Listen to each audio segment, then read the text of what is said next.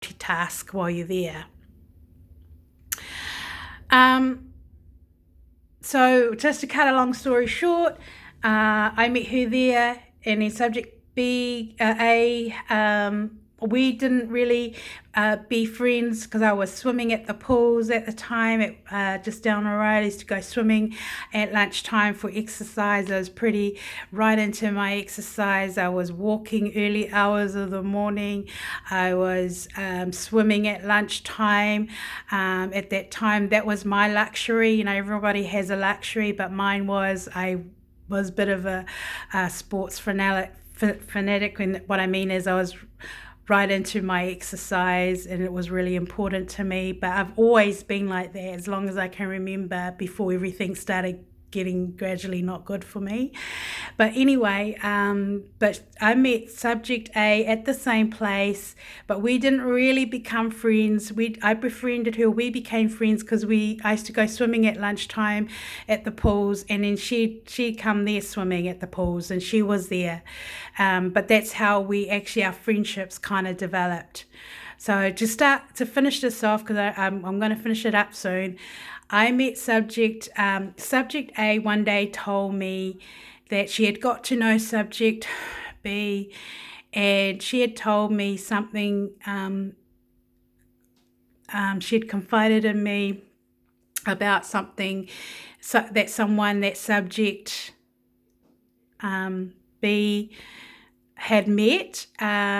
So we had this massive conversation, and, you know, but for me, you know, even though subject A was confiding in me, that was her business. Like, even though I knew all those things, I'm the type of person is, if it's somebody else's business, that's their business. Unless they want to tell me, then that's fine. But if I don't hear about it, you know, it's no big deal to me. That's their business.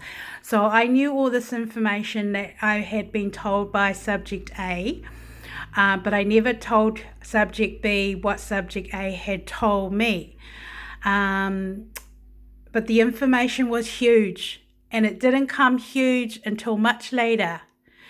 So I'm going to finish this soon, but I'll continue it on my next video. But this was the most scariest experience in my life ever. Anyway, after going back to lodging the complaints, I had written on what date was it? On 5th of May 2010, I had lodged official complaints with the Commissioner of Police, and in it was a protected disclosure, car accident, and sufficient evidence to initiate proper investigation. But I didn't know that the person that I'd actually sent it to, he knew both of subject A and subject B. And I can't explain the horror and the fear, and I was so scared. I really, really, really, really was. And I have to say I'm very lucky to even be talking to you today, because the person that I actually sent it to, he was the Commissioner of Police, or Assistant Commissioner. He knew both of those women. So that is, and I knew that. He didn't know I knew who he was, but I can identify him. I did my own personal investigation, and I can identify him personally, description-wise and all, but he didn't know who I was, but I knew who he was. But because subject A had told me that, and I didn't know who he was until he actually sent me a letter with his name on it. And it was his name that rang. You know how when you go red flag and you get all unsettled and like something's not right? I actually lost sleep over that letter, because there was something in that. Not only I was upset and really scared that I was shocked that they didn't investigate my complaints or didn't take it seriously, because I was appalled. I was like, this can't be happening, because like I knew I had submitted sufficient evidence, but they declined it. They actually perverted the course of justice, and that's exactly what had happened. But his name rang a bell in my heart.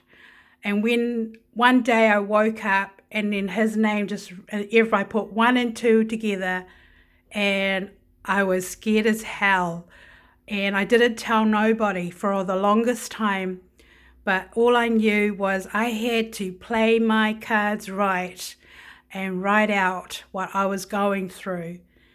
But I can identify what I'm saying is true.